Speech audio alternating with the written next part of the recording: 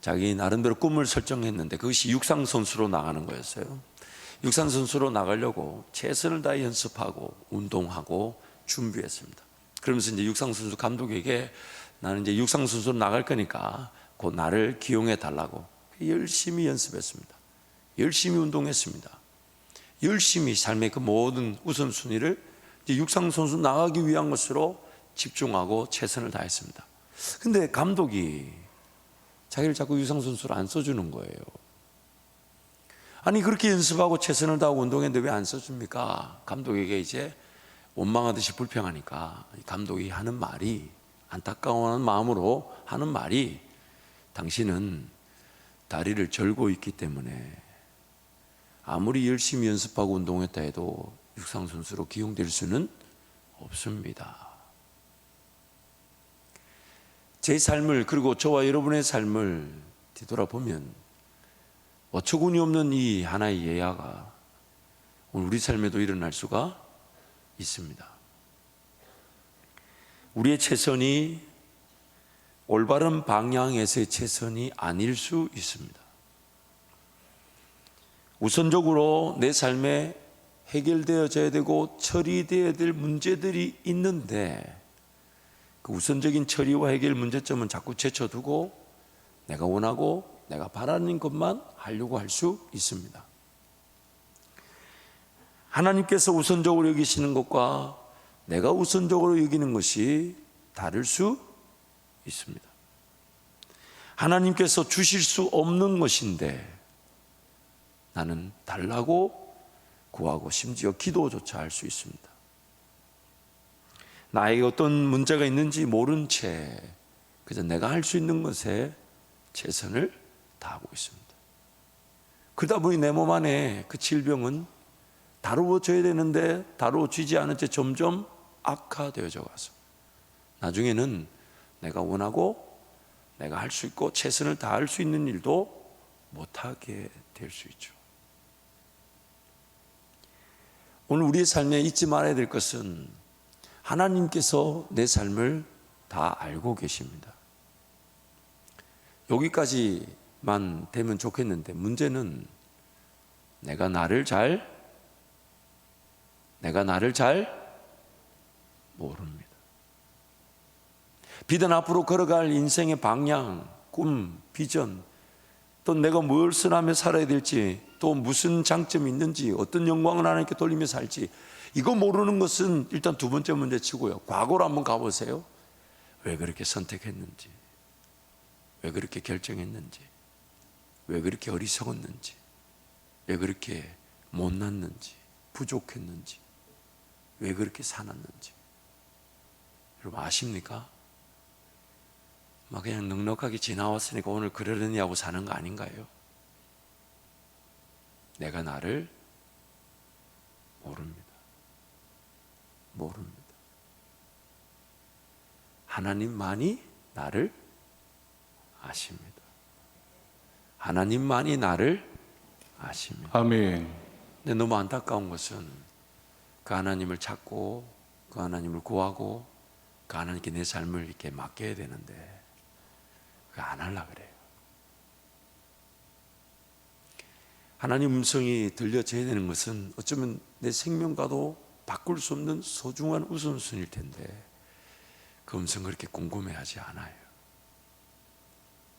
하나님의 인도하심이 나타나야 방황하지 않을 것인데 하나님의 인도하심을 식별할 능력도 없이 그냥 살아왔고 또 사는데 얼마나 자신이 있는지 몰라요. 조금 살만하다 싶으면 자신감 가지고 헛된 길로 가고 기어이 쓰러지고 넘어져야 하나님을 찾게 되는 게 참 우리의 영적 형편이라는 것이 너무 가슴 아프고 너무 힘들게 합니다. 하나님께서 나보다 나를 더 잘 알고 계시며 또 무엇이 필요한지 무엇이 해결되어야 되는지 무엇이 고쳐져야 되는지를 아시고 그에 따라 은혜를 베풀기를 원하시는데 우린 자꾸만 나도 모르는 나의 인생길에 얼마나 하나님 모른 채 살아가려고 했었고 또 지금도 살아가려 하는지 모릅니다. 그래서 우리가 나보다 더 나를 잘 아시는 하나님을 인정하지 않으려는 것이 오늘 내가 제 지배의 가장 대표적인 형상입니다. 죄라는 것이 나를 사로잡고 있어서 하나님께 내 삶을 맡기고, 왜냐하면 그분이 날 지으셨으니까요. 하나님께 내 갈 길을 의지하고, 왜냐하면 그분이 내 갈 길을 아시니까요. 하나님 그분께 내 삶의 이유와 목적을 물을 때 그분이 나를 지으셨으니 그 이유와 목적에 따라 뭘 잘하는지, 어디서 수치와 부끄러움을 당하지 않을지, 어디서 성장할지, 어디서 성숙되어야 될지, 어떻게 그 역할을 감당하며 그 역할은 영향력과 가치로 드러나 빛과 소금의 역할이라 해서 하나님께 영광이 될 것인데, 자꾸만 그 하나님을 찾으려 하지 않고, 비단 이것이 진리임에도 불구하고 막상 삶의 자리에서는 그 하나님을 이렇게 하나님답게 찾지 않더라는 겁니다. 왜냐하면 태어날 때부터 그 죄라는 것이 질병처럼 내 속에 자리 잡고 있어서 나로 하여금 그런 데 관심을 두지 못하게 하고, 나로 하여금 그런 데 하나님 구하지 않게 하고, 나로 하여금 그런 하나님을 찾지 않도록 만들어 버렸어요. 여러분 잊지 마십시오. 내가 모르는 내 미래를 하나님만이 아십니다. 아멘. 내가 모르는 나의 그런 장점을 하나님만이 아십니다. 아멘. 내가 모르는 나의 필요를 하나님만이 아십니다. 아멘. 내가 모르는 나의 문제를 하나님만이 아시고, 아멘. 내가 모르는 나의 질병을 하나님만이 아십니다. 아멘. 모든 사람은 반드시 고쳐져야 될 그 질병, 죄라는 것을 안고 태어났습니다. 또한 그 죄라는 질병은 우리를 사로잡아서 당연히 들려져야 될 예수님의 음성, 아니 사모되어져야 되는데 사모조차 되지 않게 만들었어요. 봐야 될 하나님 나라를 보지 못하게 만들었어요. 깨달아져야 될 그 진리를 깨달을 마음조차 없이 살아가게 만들었습니다. 그래서 하나님은 지금 그 죄의 문제가 다뤄지기를 원하고, 우리에게 구원자이신 그분을 보내실 때 그분의 이름을 예수로 한 것은 그가 자기 백성을 그들의 죄에서 구원할 자이시기 때문에, 아멘. 그래서 하나님의 관심은 그 죄의 문제가 다뤄지기를 원하는 거예요. 왜냐하면 그 문제가 달려지면 눈이 열리게 될 것이고, 아멘. 그게 치유되면 귀가 열리게 될 아멘. 것이고, 그게 해결되어지면 내 마음으로 깨달아져서 마치 옥토와 같이 잘 심겨진 씨앗들이 자라나게 되면 그런 어떤 장애물이나 걸림돌 없이 30배, 60배, 100배의 열매를 거두게 되고, 우리가 아는 대로 그 심겨진 나무는 땅도 지켜낼 뿐만 아니라 열매를 거두게 되어서 아멘. 하나님께 영광이 되는 삶의 가치와 보람을 느끼게 될 것인데, 아멘. 죄라는 질병이 다루어지지 않으면 그렇게 옥토처럼 살지 못한다는 것입니다. 만약 죄의 문제가 해결되지 않았는데 내 구하는 대로, 내 원하는 대로 주어지고 이루어진다면 저와 여러분의 삶은 어떻게 될까요? 그 사람의 연약한 부분이, 그 사람의 그런 고질적인 질병이, 그 사람의 그런 죄의 문제가 다뤄지지 않고 치료되지 않고 회복되지 않았는데 뭔가 영향력을 가지고 뭔가 일을 한다 하고 뭔가 이룰 것을 이룬다고 한다면 나중에 어떻게 될까요? 성경이 이렇게 말하죠. 무너짐이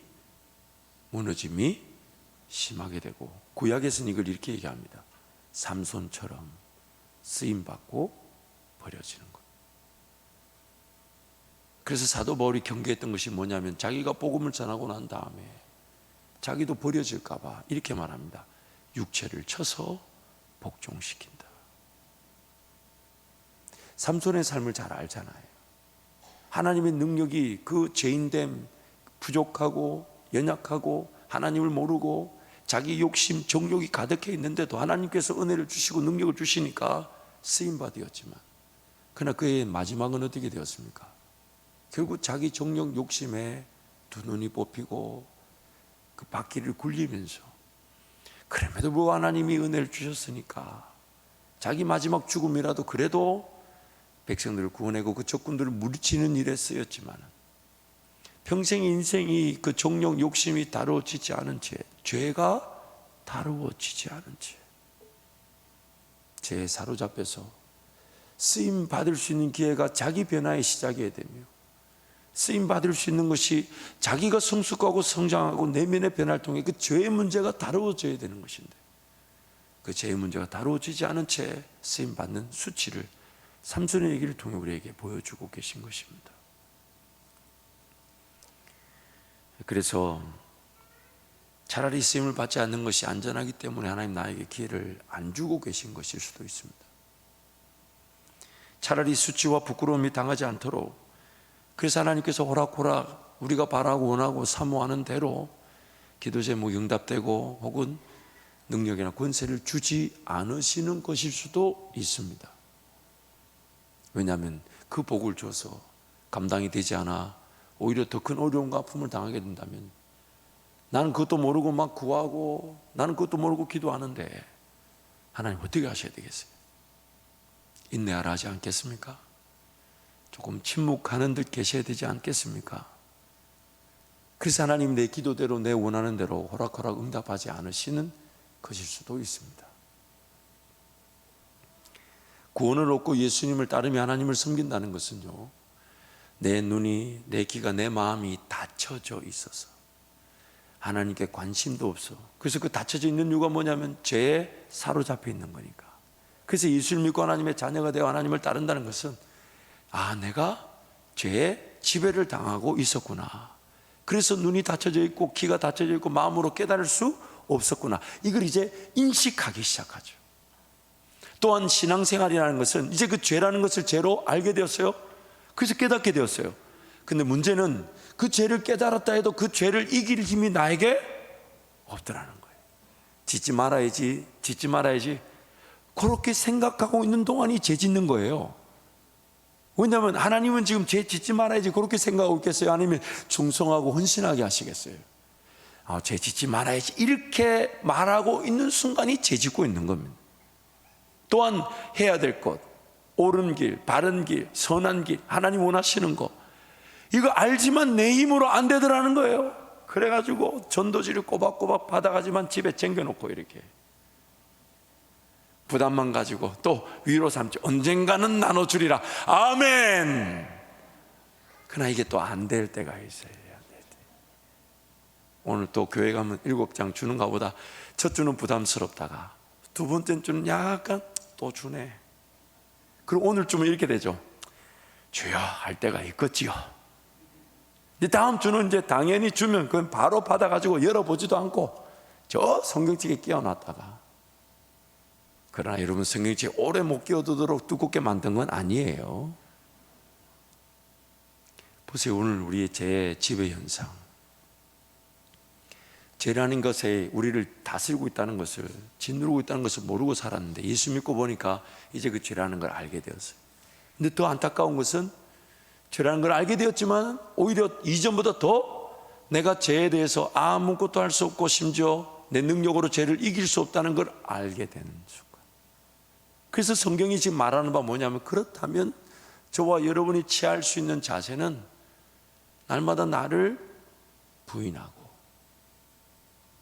자기 죽음을 인정하지 않으면 죄는 끊임없이 기승을 부릴 거니까. 그럼 죄가 역사하지 않으려면 어떻게 해야 됩니까? 내가 십자가에 달려 나는 죽었습니다 라고 말하지 않는 순간 죄는 끊임없이 살아서 역사하게 되는 것이죠. 그래서 예수님이 누구든지 생명의 길로, 은혜의 길로, 예수님을 따르는 길로 가고 싶거들라 날마다 자기를 부인하고 자기 십자가 지고 아멘. 나를 따를 것이라는 것은 그것 자체가 전제되어야 한다는 것인데, 그 전제되어야 되는 이유가 뭐냐면 죄라는 것을 발견하고 죄에 지배된 나의 상태를 발견하면 나는 부인되어질 수밖에 없습니다. 내 죽음을 인정할 수밖에 없어요. 내가 안 죽으면 안 죽은 내가 나를 죽이게 됩니다. 하나님께서는 이런 제 상태와 제 지배 상태를 아시고 우리를 긍휼히 여기셔서 그래도 불구하고 그 죄 가운데서도 하나님을 예배하게 하셨고, 그럼에도 불구하고 오늘 이 자리에 이렇게 예배라도 할 수 있게 된 것이죠. 그래서 삶을 뒤돌아보면 그 죄에서 자유하게 하시는 하나님 은혜가 두 가지 방법이었다는 걸 알게 됩니다. 둘 중에 하나입니다. 다른 방법 없어요. 성경이 말하는 방법과 성경이 말하는, 원래 성경이 원하지 않는 방법, 두 가지 방법인데 둘 중에 하나의 방법을 누리겠는데, 첫 번째는 내 죄를 하나님 말씀을 통해 발견하게 되죠. 그래서 하나님 말씀은 살았고 운동력이 있어 좌우의 날선 검보다 예리하여 찔러 쪼갠다 하잖아요.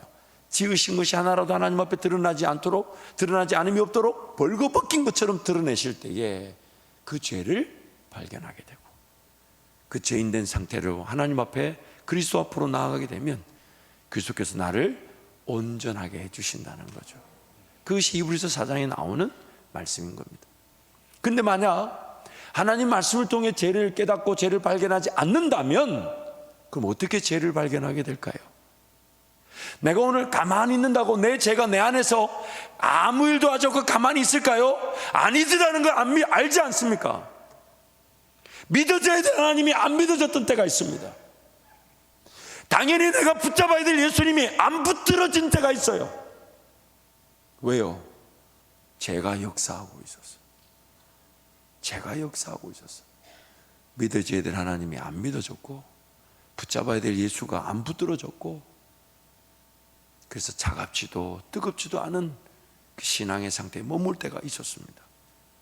죄는 끊임없이 역사하고 있어요. 감사한 것은 그 죄가 역사하고 있는 보다 은혜의 역사가 더 컸기 때문에 우리가 오늘 이 자리에 예배하게 된 것인데, 그러면 하나님의 말씀을 통해 죄를 깨닫는 게 아니면 죄는 언제 깨달아질까요? 기어이 쓰러지고, 기어이 죄 가운데 걸려 넘어지고, 당할 일을 당하고, 죄를 짓고 난 다음에야 아마 천국 가면 그 죄의 힘에 대해서 이렇게 고백할 거예요.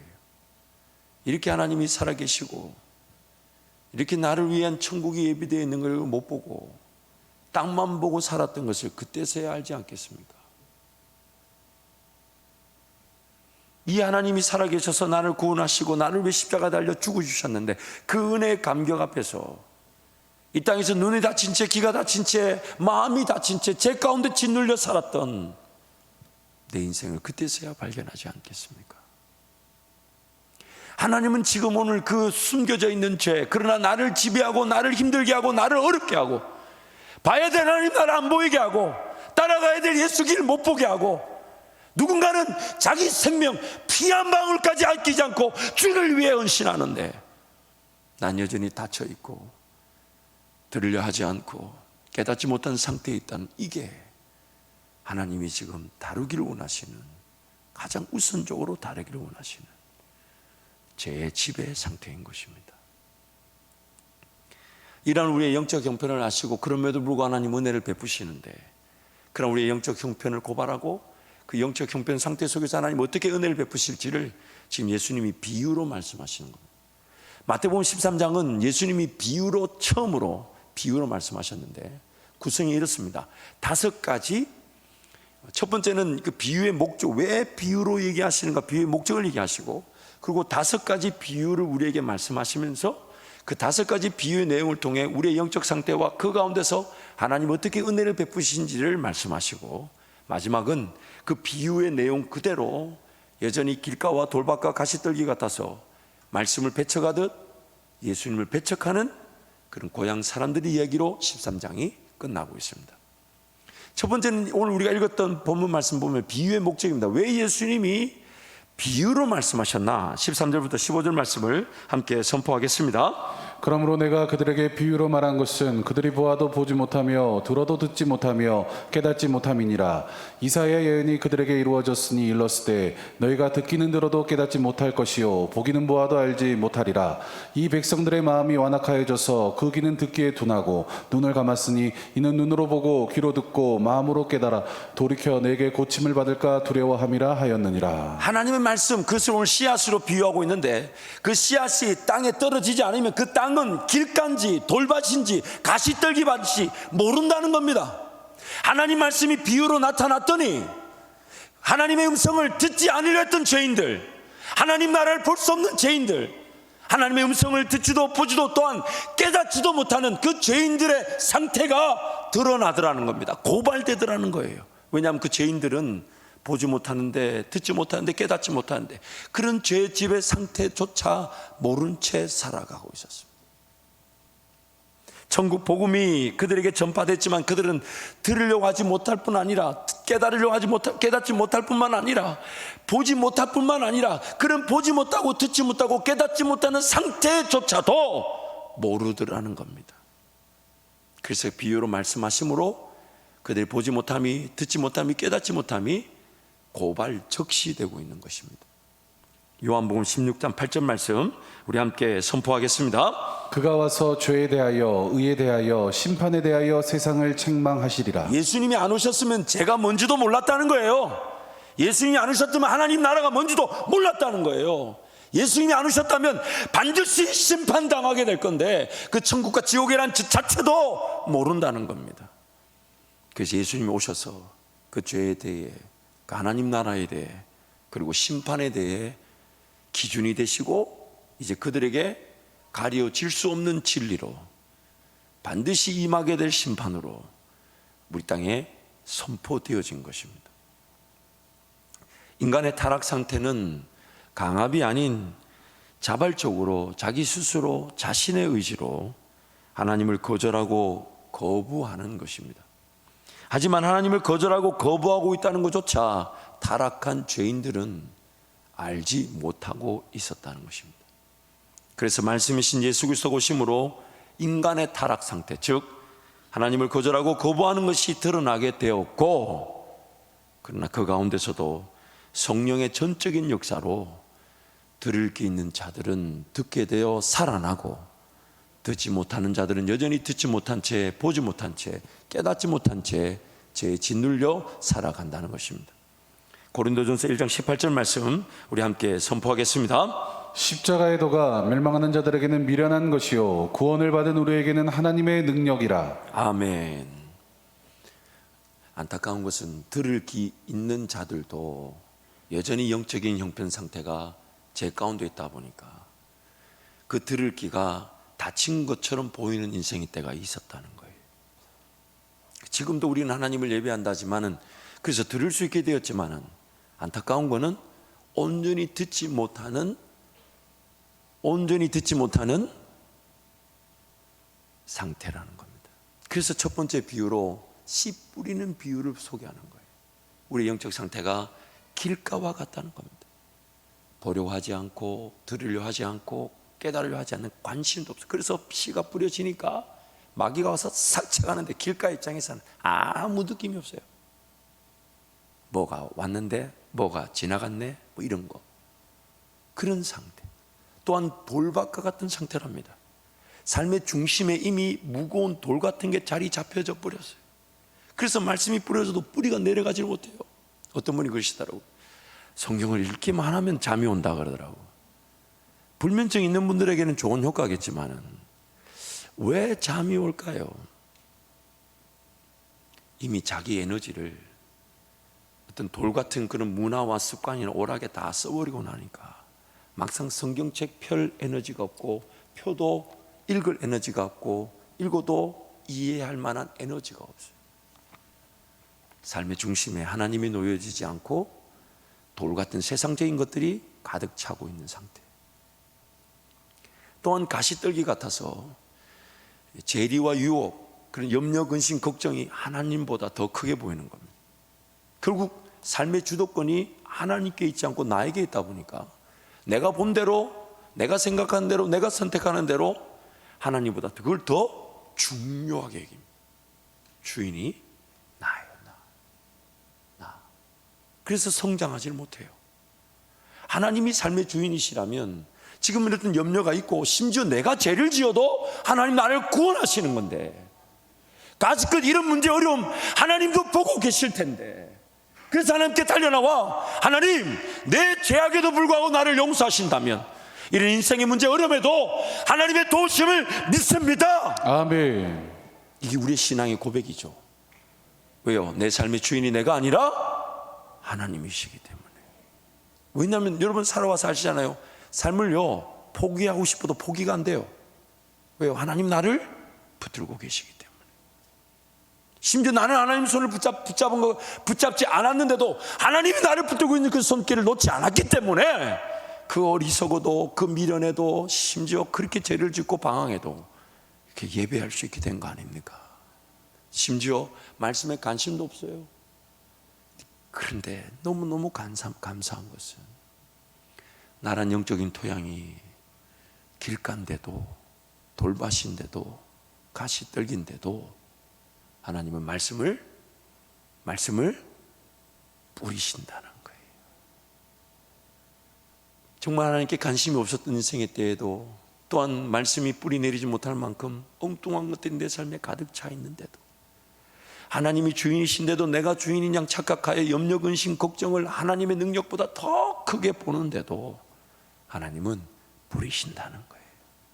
농부 되신 하나님이, 비유의 말씀을 나중에 읽어보십시오. 씨를 뿌릴세. 씨를 뿌릴세.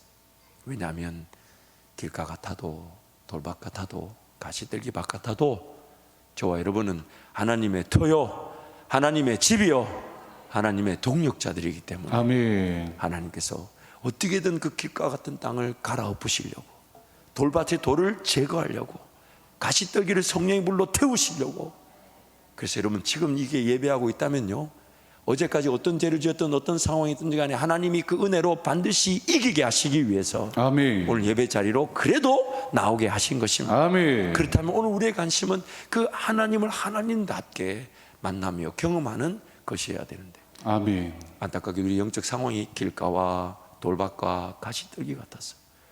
하나님 말씀이 뿌려진 것이 지켜지지도 못하고 뿌리도 내리지도 못하고 위로 성장하지 못하는 안타까운 상황이라. 그러면서 이 안타까운 상황이 우리 내면의 문제에만 그치지 않고 또 외적 환경에도 엄청난 공격이 있다는 거예요. 그래서 두 번째 비유로 이렇게 얘기하시는 거예요. 두 번째 24절부터 30절 말씀 한 절씩 교독하면요, 예수께서 그들 앞에 또 비유를 들어 이르시되 천국은 좋은 씨를 제밭에 뿌린 사람과 같으니 사람들이 잘 때 그 원수가 와서 곡식 가운데 가라지를 덧뿌리고 갔더니 싹이 나고 결실할 때 가라지도 보이거늘 집주인이 종들이 와서 말하되 주여 밭에 좋은 씨를 뿌리지 아니하였나이까? 그런데 가라지가 어디서 생겼나이까? 주인이 이르되 원수가 이렇게 하였구나. 종들이 말하되 그러면 우리가 가서 이것을 뽑기를 원하시나이까? 주인이 이르되 가만두라. 가라지를 뽑다가 곡식까지 뽑을까 염려하노라. 함께 합니다. 둘 다 추수 때까지 함께 자라게 두라. 추수 때 내가 추수꾼들에게 말하기를 가라지는 먼저 거두어 불사르게 단으로 묶고 곡식은 모아 내 곡간에 넣어라 하리라. 내 내면의 상태가 길가와 돌밭과 가시떨기 밭인 것도 문제인데 외적인 환경도 엄청난 공격이 있다는 거예요. 그게 뭡니까? 대적 세력 마귀가 끊임없이 가라지를 뿌리도 우리한테 그렇게 미혹하고 유혹하고, 그래서 온갖 말에 속게 만들죠. 두려워하게 만들죠. 걱정하게 만들죠.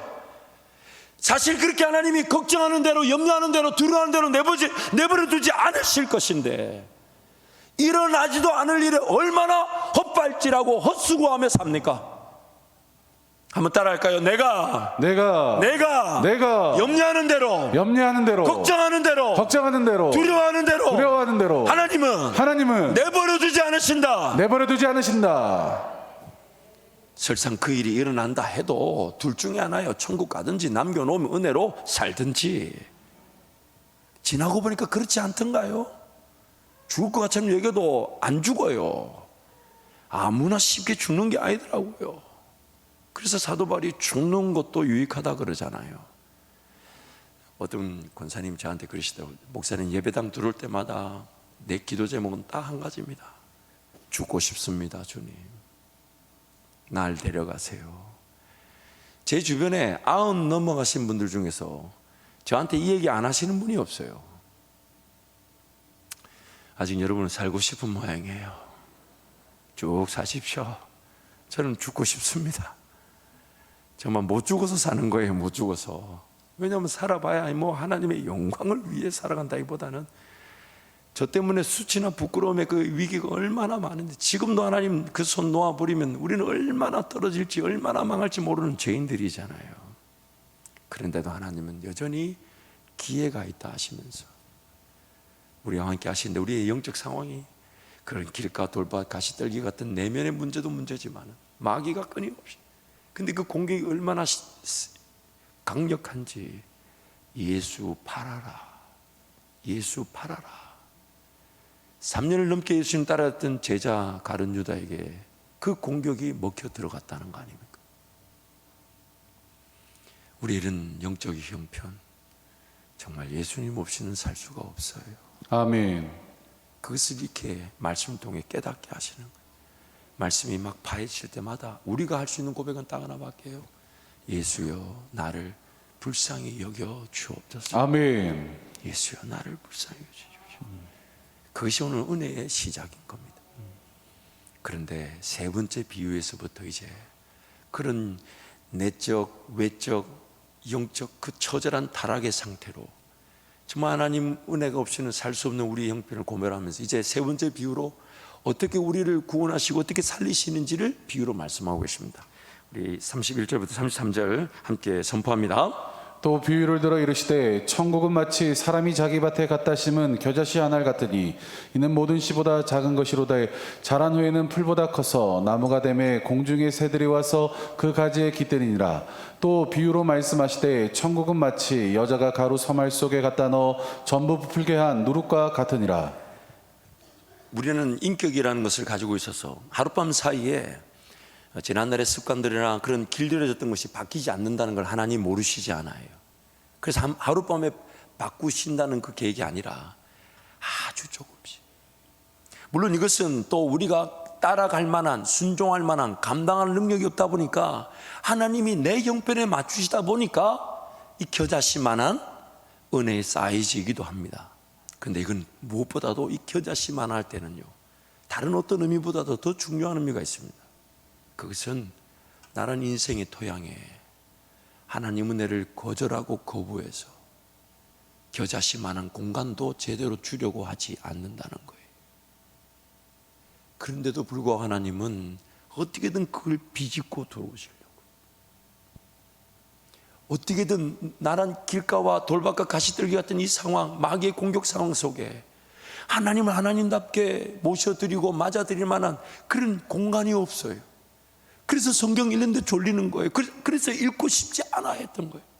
근데도 하나님 그 어두움의 영역에 있는 사망의 법에, 죄의 법에 사로잡혀 있는 우리에게 어떻게든 비집고 들어오시는데, 그 비집고 들어오신 것이 겨자씨 안 할 마음밖에 안 된다는 거예요. 내가 안 받아들여요. 내가 용납하지 않아요. 근데 너무 감사한 것은 겨자씨밖에 안 되고 적은 누룩밖에 안 돼도 그것은 곧 자라나 나무가 되어서 공중의 새가 깃드는 하나님의 은혜의 역사로 나타나게 된다는 것이. 아멘. 그리고 나무가 된다는 것은, 나무가 되고 나면 그 돌밭이, 그 길가가, 그 가시떡이 밭이 그 나무의 집의 영역 아래 들어오면서 가라지들이 제거되기 시작하고, 아멘. 공간을 잃어버리고 돌들이 그 나무의 뿌리에 밀려가지고 다 사라지고, 알고 봤더니 그 겨자씨만한 씨앗이 나무가 되었을 때 그 나무가 도리어 우리를, 땅을 지켜주게 되더라는 것입니다. 아멘. 비바람이 불고 창수가 나도 무너지지 않는 것은 다름 아닌 은혜의 나무가 그 땅을 부여잡고 있는 거예요. 아멘. 부여잡고. 그래서 지금 하나님은 끊임없이 길가 같은 내 인생에 말씀의 씨를 뿌리십니다. 관심도 없어 하는 돌밭 같은 내 인생에 말씀의 씨를 뿌리십니다.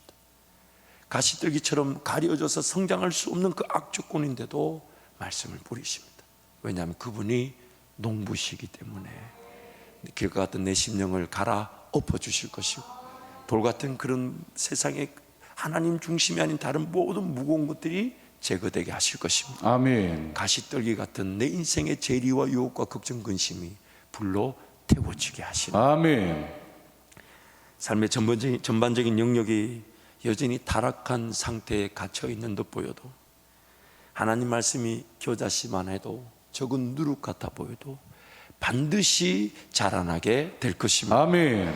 지금 하나님과의 관계가 겨자씨만하게 보여도 하나님 반드시 자라나게 하셔서 아멘. 더러운 것들이 물러나가게 하실 것입니다. 아멘. 지금 내 기도의 자리, 말씀의 자리가 겨자씨만한 그런 사이즈밖에 안 돼도 3분 묵상, 하루 한 장, 뭐 석 장 요거밖에 안 돼도 하나님은 그것이 자라나게 하셔가지고 아멘. 반드시 자라나게 하셔. 아멘. 반드시 그 열매로 나란 토양이, 인생이 지켜지게 될 뿐만 아니라 아멘. 공중의 새가 깃드는 빛과 소금의 역할을 감당하게 하실 것입니다. 아멘. 비록 지금은요, 구원에 대한 확신조차 희미할 수 있습니다.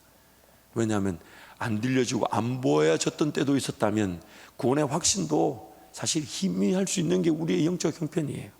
비록 지금은 하나님과의 관계가 그리 깊지 않을 수도 있습니다. 비록 지금 하나님 말씀이 잘 이해되지 않을 수도 있습니다.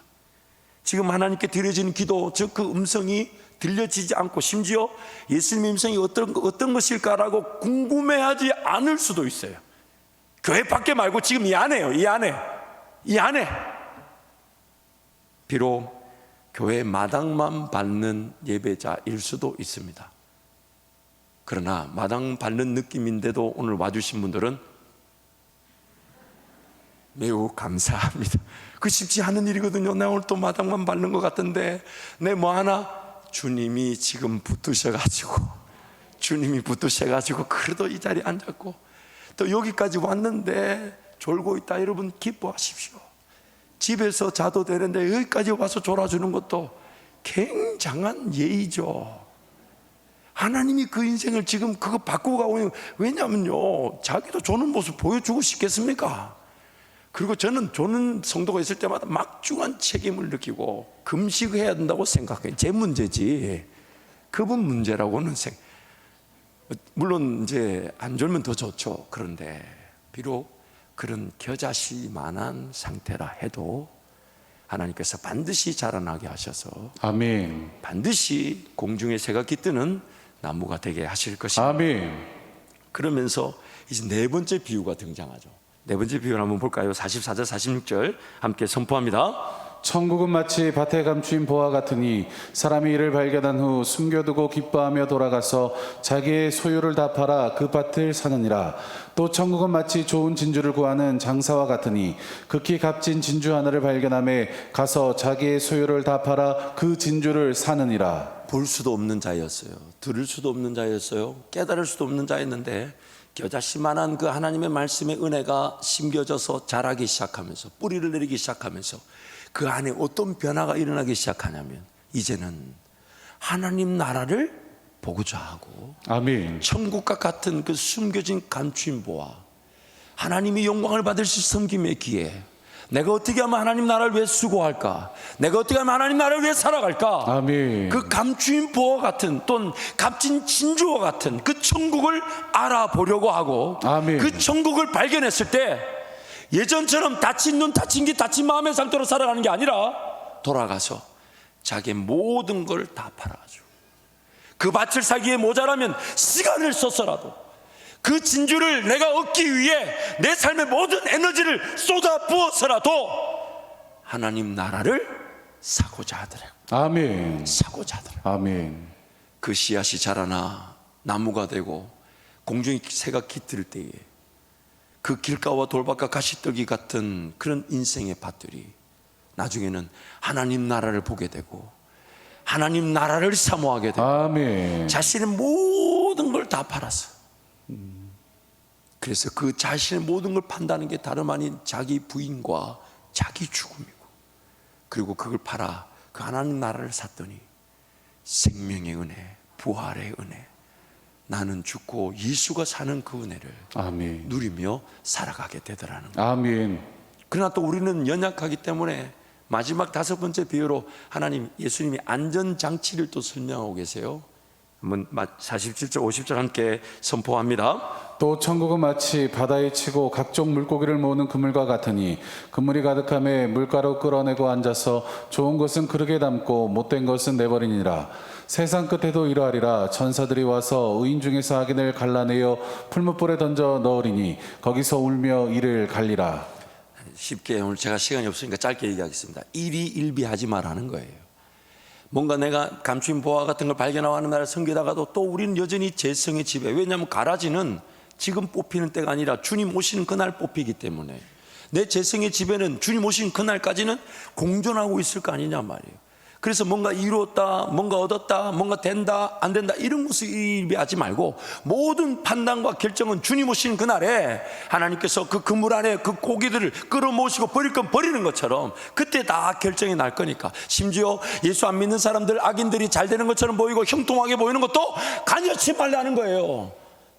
나와 하나님과의 관계에서 아멘. 내 모든 삶의 최종적인 평가와 판단은 예수 그리스도 다시 오신 그날에 이루어질 것이니 아멘. 오늘도 여전히 감추인 보화를 발견하듯 천국을 발견하자 하고 아멘. 값진 진주를 찾고자 할 때 그 진주를 만나게 하시는 아멘. 그 하나님 은혜를 사모하면서 아멘. 날마다 주와 함께 동행하는 백성들이 되시기를 축복합니다. 아멘. 말씀을 정리하겠습니다.